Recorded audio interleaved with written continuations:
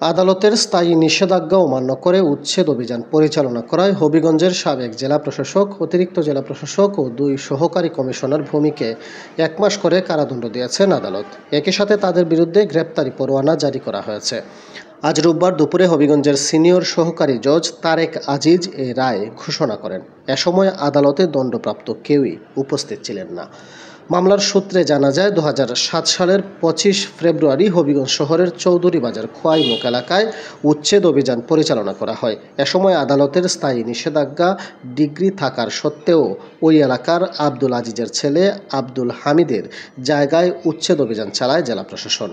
এতে তার ঘর ভেঙে বেদখল করা হয়। এ ঘটনায় আব্দুল হামিদ বাদী হয়ে 2008 সালের 10 আগস্ট হবিগঞ্জের তৎকালীন জেলা প্রশাসক আতাউর রহমান, অতিরিক্ত জেলা প্রশাসক রাজস্ব এ.কে.এম. আমিনুল ইসলাম, বানিয়াচং উপজেলা নির্বাহী কর্মকর্তা ও ভারপ্রাপ্ত সহকারী কমিশনার ভূমি নূরে আলম সিদ্দিকী এবং সদরের সহকারী কমিশনার ভূমি শফিউল আলম সহ 14 জনের বিরুদ্ধে সিনিয়র সহকারী জজ আদালতে মামলা দায়ের করেন।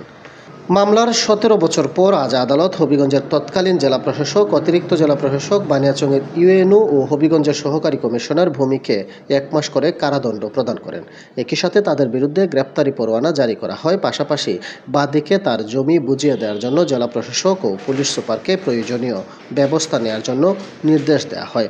আগামী 21 দিনের মধ্যে প্রতিবেদন দাখিলের নির্দেশ দিয়েছেন আদালত।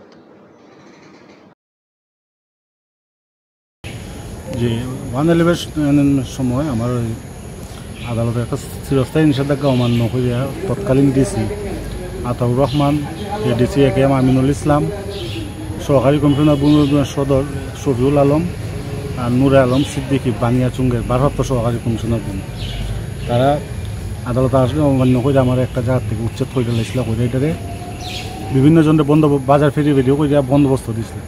আমি আদালতে অবমাননা মামলা করছিলাম। আজকে রায় হয়েছে, 4 জনের সাজা হয়েছে 1 মাসের, আর আমার জায়গা সমঝাই দিবার লাগে কোর্ট এর আদেশ দিয়েছে।